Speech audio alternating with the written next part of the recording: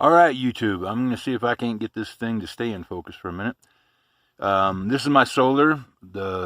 It's a Midnight 250 Classic. Excellent little device, whatever you call this deal. The MPPT. The solar deal. You know, I don't know what all these names are. I'm good with electronics, believe it or not. I can build a computer. I'm pre-computer. I'm before that day. And so I can build a computer out of a box of scrap parts. But this, I don't really know all that much about, the solar. This was just an ugly truth video. We're making 12.2 now with 11.5 amp, from 11 to 11.5 amp. And what I'm going to do is show you what this is outside, which is almost scary because this is day 3 for us here. That's why the little rocket stove kind of stopped production and all that jazz. So here, let me take you outside and show you what the real deal is out in southern Colorado. All right, made it to the outside. The chair's swapping in a few little bit. This is what the scenery looks like out here. It is frozen fog. Even the chickens are traumatized. They won't even come out for their food. I had to end up feeding them inside. They just said no. Here we go. I don't know how bright this is going to get for y'all, but it is incredibly bright in real life. So, but let me get you, let's see if I can get out and around so you can see this mess. But this is what we were gifted with in southern Colorado. It's an ice fog. There's a 15,000 foot rock back there that you can't even see to save your nothing. Yeah, but the 11 amp is coming from this froze over section of the solar right here, and that's all we got because yesterday we had nothing.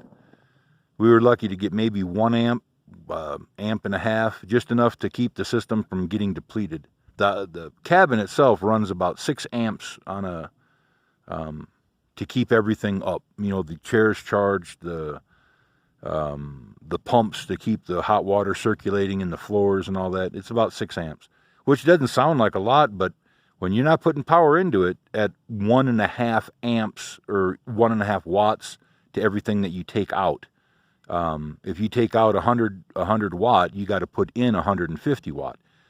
Without the solar array and without the reserve of the battery, that's where we're at now, is just living off the reserve of the battery. And just until that ice melts, and then it's still up 170 volt. It depends how to say that, because it's MPPT, it can take 177-ish volt. It's 180. This string is 180, I think, 2 volts or something like that, is the nominal voltage. It'll bring that down to increase the wattage so it can give more amperage as it converts the power. And but that's all the difference is what I'm trying to get at.